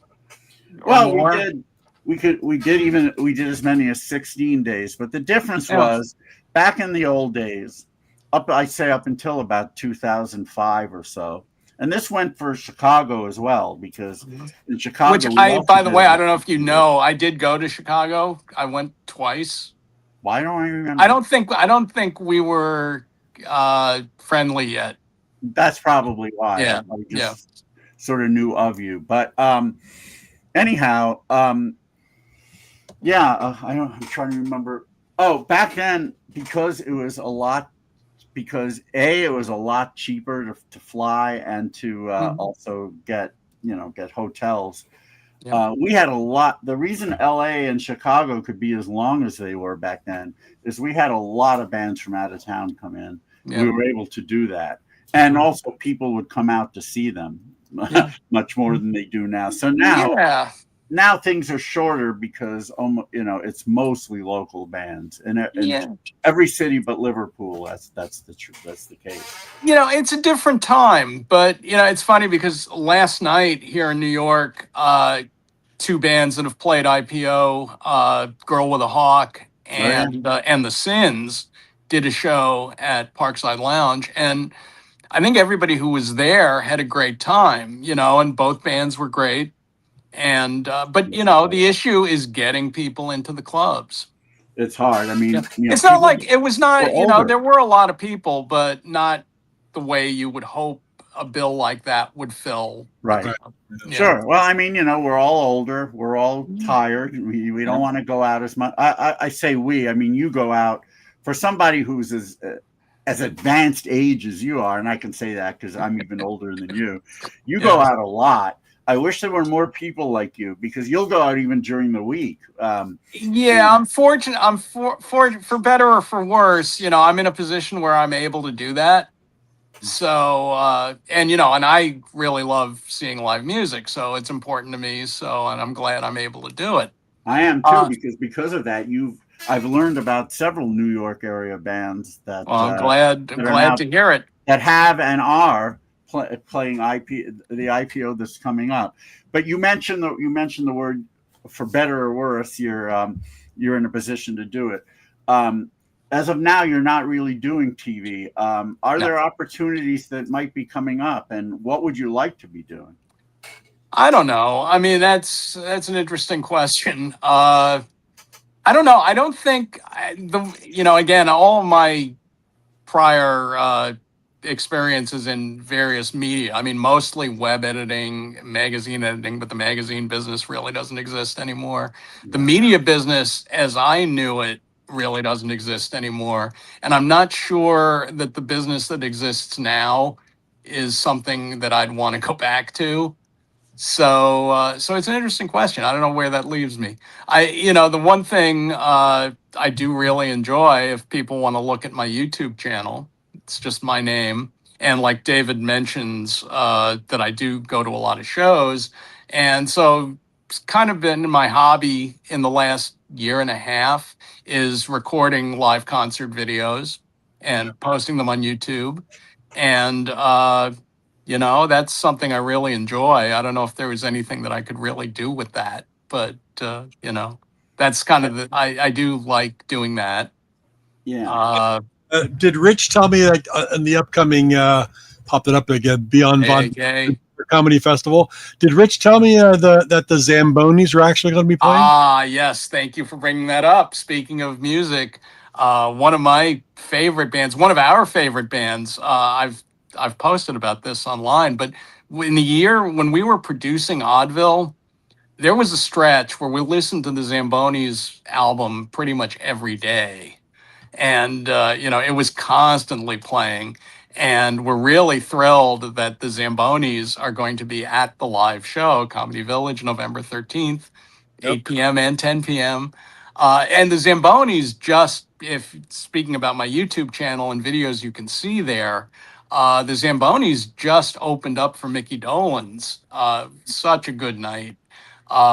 They joined Mickey for I'm a Believer at the end of the show. And that's a clip I really like. It's just there's a lot of fun going on stage, including their hockey monkey. Yeah. Well, if we're not the Zambonis, let's just play a tiny little clip right here. Give people the Zambonis, give them a little material issues time. This is a away game. I love this video. Because when a fight speaks out with instruments involved, it's hilarious. Yeah.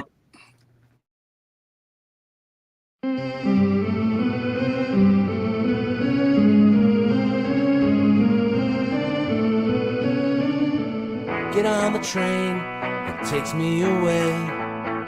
Not gonna see you for a while.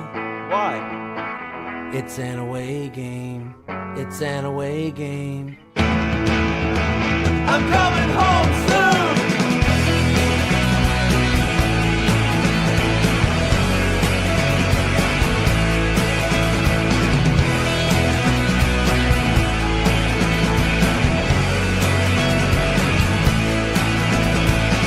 Get on the train that takes me away. Not gonna see you for a while. Get on the train that takes me away. I'm coming back to you in style. It's an away game. It's an away game. It's an away game. Another away game. I'm coming home soon. Yeah, So good. Away game. I have to say, I was not aware of this band at all. You weren't? No. Is this a band is that what their sound is? And would they play IPO, or are they well too big for that? I'm not going to speak for Dave Zamboni. They're based in Connecticut. That's close enough. It's close. I don't know. Again, I could put you in touch with Dave if you'd like. Hey, why not? I mean, not for this year necessarily, but maybe next year. Yeah. I don't know. I'm not going to speak for them on whether they would be able to do it, but I definitely would put you two together. I should also mention Dave has a radio show on WPKN out of Bridgeport on Friday mornings. Rich and I actually are going to be on it on this coming Friday. So wow. If you want to tune in and hear more of me babbling and, Well, that's the Zambonis, and they're going to be at the Comedy Village for the New York Comedy Festival. That's November 13th. Tickets still available for the late show, 9:30, 10 o'clock, 352 West 44th Street. The reunion beyond Vaudeville. New York Thank you very much, Mark. I love it. Again, I haven't pulled it out yet. I'm really sorry that we won't. That Dave. Yeah, it would have been nice. Would have been nice if you'd be here for it, but what can you do? What can you do? Well, yeah. And that leads to the next question. If it's obviously going to be somewhat of a success. The 8 o'clock show is sold out. Probably the 10 o'clock one will as well by the time you're there. Any thought about resurrecting the show on TikTok or anything?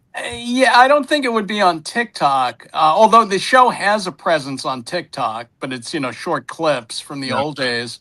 Again, if this goes well, I mean, it would certainly be something we'd talk about doing more live shows. I mean, one thing just personally I'd really like to do is a live show in the TV show format, which we did once, and only once.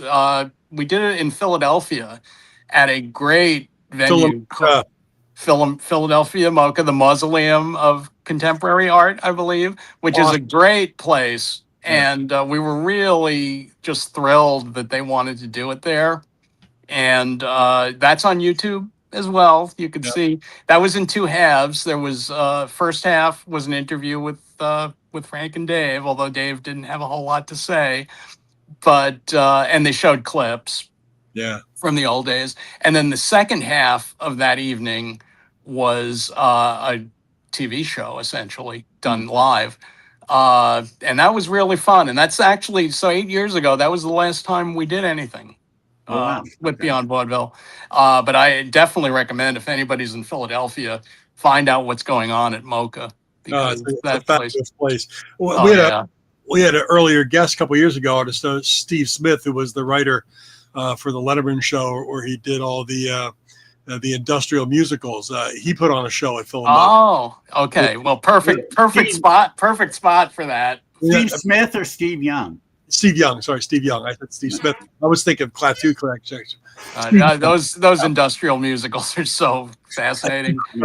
But he did a great live show with clips and everything on the whole industrial musical and the book that he was part of. But It was wonderful.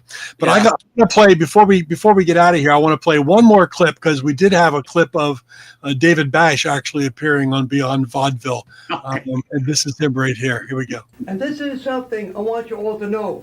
I'm a believer. I got fever, pennant fever. Now the fever, I'm told, is worse than the cold. You high-five me, I high-five you. See, it's catching, you got it too. Oh, I'm a believer. I got fever, pennant fever. With every score, the fans give a roar. Who will win? Who will it be? That's the baseball mystery. Oh, I'm a believer. I got fever, pennant fever. Now, I'm a... Did you ever bang the pan at Yankee Stadium? I'm afraid I never did. How about Mark? Did you ever get to bang the pan? Oh, I never got to bang. I did. Freddie came to my section. When was that a thing? Freddie, when was he? He was in Yankee Stadium for years. I just, I saw there was a post today. I believe this is the anniversary of the day he died, which was in 2010. So, but he was pretty much a presence in Yankee Stadium, 15 years, 20 years before that. I wasn't there. He was on Beyond Vaudeville in the 90s, which is so when we made contact with him at Yankee Stadium. And again, he was actually a guest at the Oddville wedding.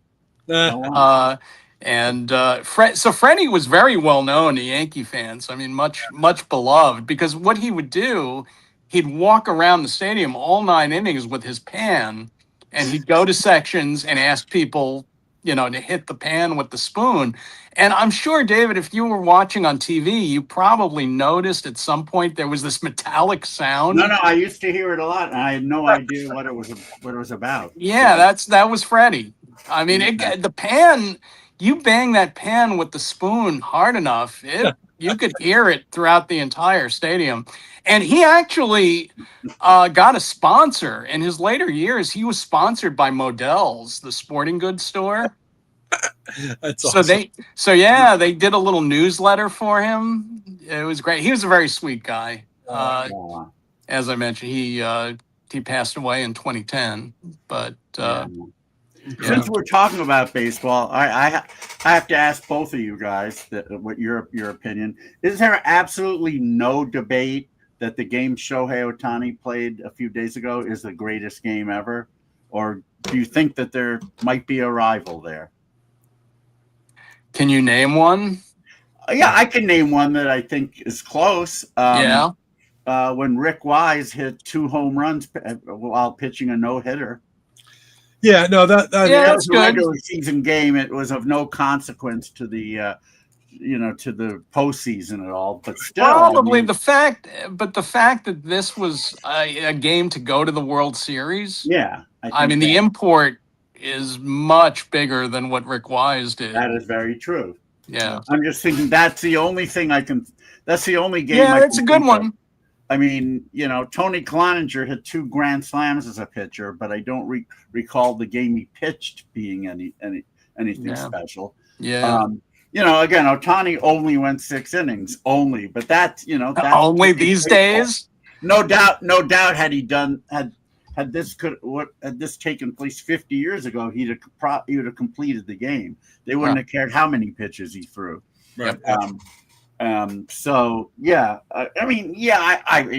not going to argue. I would not choose Rick Wise game. I just think that's sort of up there. But it's in good. The conversation, at least. Yeah. But beyond that, no, I can't imagine. Yeah. No, what he did the other night, it's incredible. But, the thing that's glaring though is that he's having an awful postseason. It's true, and they're winning anyway. They're winning other than that game, yeah. Well, the game, but that the only thing anybody's going to remember about this year and this postseason most likely is going to be that game. So yeah. No, you have as far as his whole postseason, yeah, very true. But talking about just an individual game. Oh yeah, it's hard. In most aspects, and David and I talk about all the time. You can't really compare eras. You know, you can't say Shohei's greater than Babe Ruth or Mickey Mantle or I mean, you can't. Well, I kind of think you can compare eras, but there are certain things that obviously we'll never know.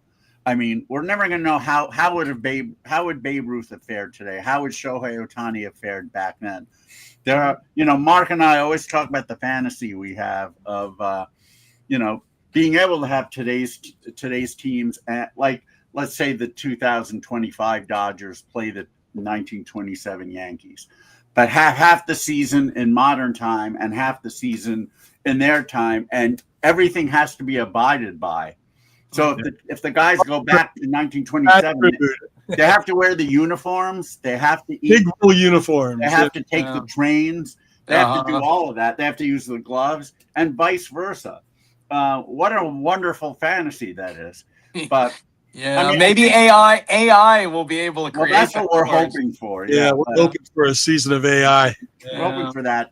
I think to some degree you can compare, but yeah, you'll never have the complete picture. It's impossible, obviously. Yeah. It's but for what he did, but the point I was getting at, I don't think you can compare eras at all. But you can compare a game like that across eras and say, pitching 10 strikeouts, 6 innings with hitting 3 home runs, no matter what era you were in, that's an amazing feat. That's for sure. Yep. That would have been tough to do during the dead ball era, though. Oh, well, yeah. It would have 3 homers, 3 triples, maybe. Hey. If somebody had done it in that era, we'd still be talking about it for sure. Now you got guys like Christy Mathewson pitching and winning both ends of a doubleheader. But he didn't. So, I mean, was that the greatest day ever of an athlete? I don't know. Maybe. Yeah, it's hard to say. Or, we were discussing the other day about the players of today swinging 30 or 32 ounce bats. They're as light as feathers. And back in the day, Babe Ruth was up to a 52 ounce piece of lumber. So they say. But I think there's that should tell you a lot about the pitching back in those days. If he could get around. If he could get around on Walter Johnson with a 52 ounce bat, I don't think Walter was as fast as people think. Well, watch the video clips of Babe. He starts his swing like before Johnson's even into his windup. He's already cocking and getting moving. He just happened to be able to hit the ball. But it's interesting. Yeah. Yep. The three of us could certainly talk about baseball forever, but we should probably wrap things up. But let me say this I learned a lot. Oh, good. Well, this was a lot of fun, and thank you again for having me on and delving into the Beyond Vaudeville story. And if everybody watching this either live or on the archives, don't forget November 13th. It's only a couple of weeks away. Yeah. Beyond Vaudeville reunion. If you want to see these people live, it's going to be at the New York Comedy Festival at Comedy Village, 352 West 44th Street in NYC. The 8 o'clock show is sold out. If you're up there and you're interested, get your tickets online at the Comedy Village for the later show, 9:30, 10 I think o'clock. it goes without saying that we wish you the best of luck. Wow. It doesn't sound like you're going to need it. But. Well, thank you very much. And same, I hope IPO in Boston and Toronto, and certainly in New York, is great as well. I'm sure it will be. Well, I'm certainly looking forward to them. And me too. I'm always the one thing about IPO, at least 90% of the time, I'm very optimistic that it's going to go well. Mm-hmm. I've got the bands, I've got friends who I know are going to be there right there. That alone is enough to make me happy. Yep. But obviously, we would like to have some people come. So let's have more than some. Yeah, more than especially. Come on out. We should say side. We need it. We should say New York City IPO, November 7th through the 10th. Is that right? 6th through the 9th. 6th through the 9th. I was close. 7th through 10th. So close, yeah. 6th through the 9th at the Parkside Lounge, and that will include afternoon and evening shows on Saturday, the 8th, and on the 9th, it'll be one long show from like 2 o'clock till 9 o'clock. Yep. Great bands. Check us out at internationalpopoverthrow.com. You can see. I will be there. David will be there. David will be I know, there. Mark, you're welcome. We'll see. Yes. Welcome. I know it's a tough one for Yes. For Yes. longer commute than it would seem, but yeah. Yeah. All good. Steve, thanks again, my friend. Oh, thank you for having me. And we'll be tuning into your YouTube channel and everything Vaudeville. on Vaudeville's channels. Everybody who's got an interest, if you see this on the archives in the future, check it out. And if you can make the November 13th show at the Comedy Village, please do that. And Steve, have a great one, buddy. Thank you so much. You too. Thank you. Thank you both. Take care, Steve. Thank you. Okay. We'll Bye-bye. Bye-bye. Oh, that was fun. There you go. Nice. Are you going to try to make the if I can? I got a lot going on again. That'll be right around football announcing. It'll be another game, and then I'll have some things to do the various nights around it. And again, of course, the dogs. Got to have people watch my dogs. So if I can, I would love to get up there and be at this reunion show. It's not going to run that late. If the first show's 8:00 and the second one's at 10:00, they probably do an hour. I know the 8:00 is sold out, but you probably have you might have a way of getting in there anyway.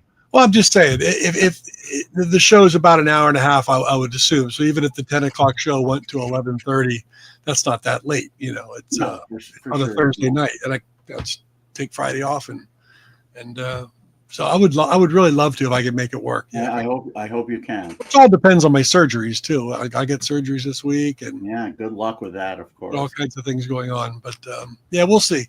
Life is to be lived, and I believe in the motto about not worrying about stuff, but worrying about experiences. Now, you've always been, you've always been great about not worrying about things, taking each day as it comes, and living for the moment. As you always say, you live for today, not the present, not the future. That's right. I wish I could be more that way. I wish more people in the world could be that way, but you've got it down. So good for you. Well, speaking of busy, you and I are busy with. We are very busy. We've got guests. This is probably the longest run of guests that we've had, and it may run even longer than what we're going to tell you about. But next week, October 26th, we have the bass player from the absolutely marvelous young band, the Lemon Twigs. Yeah. Of course, they put out some great records, but what people may not know is that their bass player is a pop meister in his own right. His name's Danny Ayala, and he has a brand new album right here called Only Fools Love Again. I haven't opened this copy. I just got it, but I've heard the files, and they are wonderful. He has put out a great pop record. I would say maybe not as far reaching as the Lemon Twigs, but within a certain sphere, these are amazing pop songs. So I would extremely highly recommend this album. It's on Reminder Records. I don't know if it's on CD. Our friend Fernando Perdomo, who is the one who turned me on to Danny Ayala, he mentioned something about a CD release show. He may have meant LP, vinyl. I don't know. But I mean, most of our listeners have turntables anyway. So we'll be interviewing Danny, and we'll be playing tracks from this record. I think people are going to really love it. So that's October 26th. Another act with a brand new record.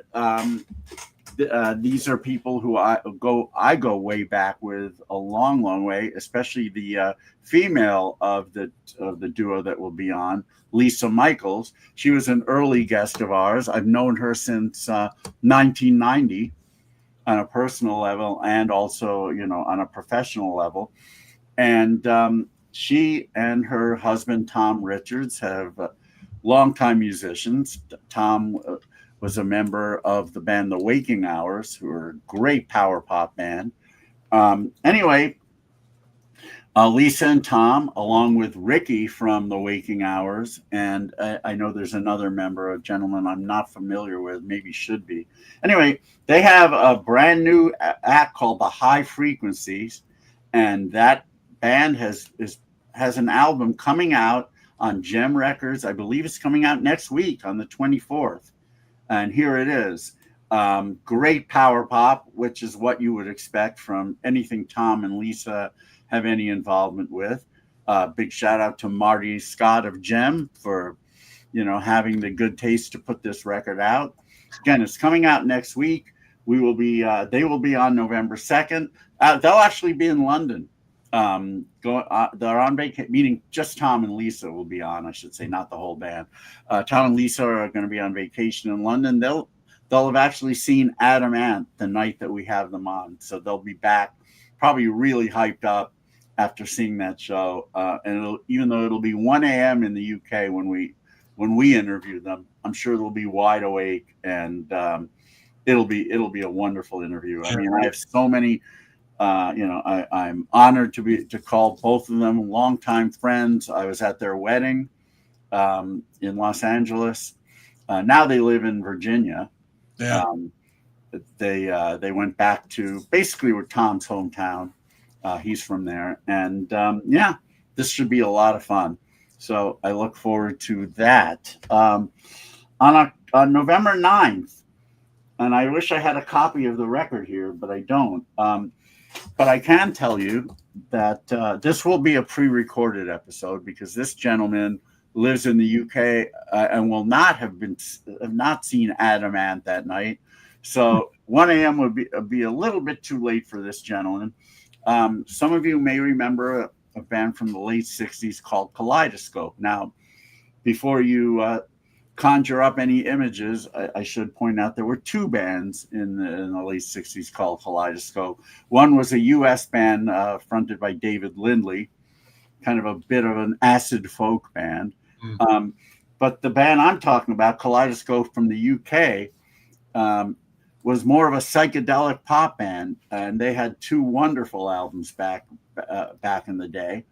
The main man of this band is still recording and has a brand new record coming out on Think Like a Key. I should have a copy of it. Great label. By the time we pre-record this interview, which will actually be next week. So now I'm keeping my fingers crossed. Anyway, the gentleman's name is Peter Daltrey. No relation to Roger, as far as I know.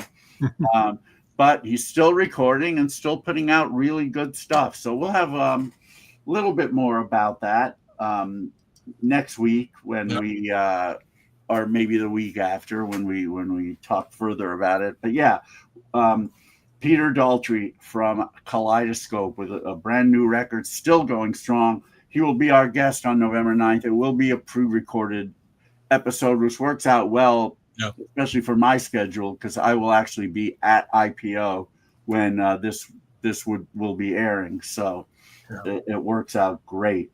The following week, November 16th, we have the main man of a great Australian power pop band called Ice Cream Hands. Yeah. And I don't have the new record yet, but I've heard it. It should be coming out right around that time, so the timing will be perfect. His name is Charles Jenkins, and this is a great, great new record. I'll tell you a little bit more as we get closer, but he will be our guest. He will be, I believe we're adjusting our time slightly for that one, but he's in Australia, so it'll actually be not November 16th for him, but November 17th in the morning. Future. But we will be playing several tracks from that record when we have him on. So we're really looking forward to that. The following week, go ahead, Mark. We've got someone that I met through Frank Sesich and the Deadbeat Poets, then backward into Stiv Bators and the Dead Boys, an amazing photographer, Teresa Kariakis. She's got a traveling like punk rock exhibit called Unguarded Moments, Backstage and Beyond, of all the punk years. She's got great iconic photos of Billy Idol, Joan Jett, of course, Stiv Bators, and there'll be a book coming out called Unguarded Moments that she'll be doing. But she's got amazing punk rock stories to tell. We'll show some of her most iconic images. We'll talk to her about actually photographing that period of time with some of the greatest punk artists on the planet in those days. Wow. So it's gonna be great. Teresa Kariakis. I am looking forward to that. I had not been familiar with her work, but it'll be a lot of fun. So, you know, it's cool when we have guests that well, for me anyway, it's cool that when we have guests who I was unaware of, I was previously unaware of, and I'm learning about, and this will be one of them. Now, you used the word iconic a few times. It's a word that we've both been accused of overusing, but I think in describing our guests on November 30th, I think it's apropos, and people will agree. One of the most iconic power pop bands of all time, as I said, I'm sure people would agree, are the Rubinoos. Back in the day, in the late 70s, they had two amazing records on Berserkly, and then they moved on to Warner Brothers. And over the years, they've been putting out, you know, just consistently wonderful records. Yeah. We are going to have the lead guitarist of that band, Al Chan, as our guest on Material Issues. Guitarist, vocalist, songwriter, and all around great guy. So he's always upbeat. We love him, and we look forward to having him on November 30th. So we're busy. We got the next 6 weeks packed with guests. We're going to try to figure out a way to squeeze in maybe a Wednesday night live show where we play new music. It'll just be David and I. Play new music. I'm sure you have some Stump the Bashes. You have some of the years that I didn't get to. Yeah. So you can pull out one of the old ones, and we'll just do the years. That way you don't have to work on a new one. We'll just do the years and that I didn't do, and we could have fun with that. But yeah, let's hopefully. Oh, well, that's wonderful. It's not us, Tim. It's our guests. Believe me. It's always our guests. Yeah. Yeah. But thank you for the compliment. I love that. And what was I going to say? So yeah. So we'll figure out. Hopefully, maybe not. Not this coming Wednesday, but maybe the next one, or if not, the next one after that. Although I think probably it would be best if it was the week after this, because otherwise I'll be too close to IPO. But so we'll figure it all out. But yeah, we're gonna need a special show, because I have tons of stuff to play. There have been a lot of great records that have come out or are coming out. Yeah. In this particular time period, and I don't want it to pile up too high, so that I can do one more before the year ends, and then we'll do my top 25 in January. But yeah, so we'll keep you apprised of when that's going to end up being. Busy Material Issues. We are very, very busy, and it's been a lot of fun, and we're always grateful to everybody who watches us and takes the time, and hopefully you're enjoying what we're doing. And everybody have a great night. We will see you next Sunday, 26th. Absolutely, with Danny Ayala. And again, this is a young man. This is a young man to definitely watch for. I think he's going to make his mark in this here power pop universe. And don't forget the Thursday night, November 13th, Beyond Vaudeville Reunion, New York Comedy Festival. It's at the Comedy Village, 352 West 44th Street. Tickets for the late show, 9:30, 10 o'clock show, are still available. 8 p.m. show is sold out. So if you're Beyond Vaudeville fan, and I have heard that Melissa, is going to be there. So I keep calling Gilbert from Little House on the Prairie. I don't know why I go there, but that's the one. That's what I'm most bummed about, that I'll be missing, because after seeing a photo of her, I But you got grab. I definitely have a crush. Even though that's an old photo, I have a feeling that today I still have a crush on her. So darn. Well, love to Rena. Make sure you get that new car. I sure hope so.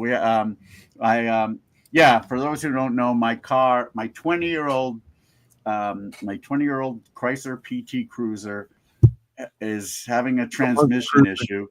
The check engine light went on a couple of weeks ago, but the car is still driving fine.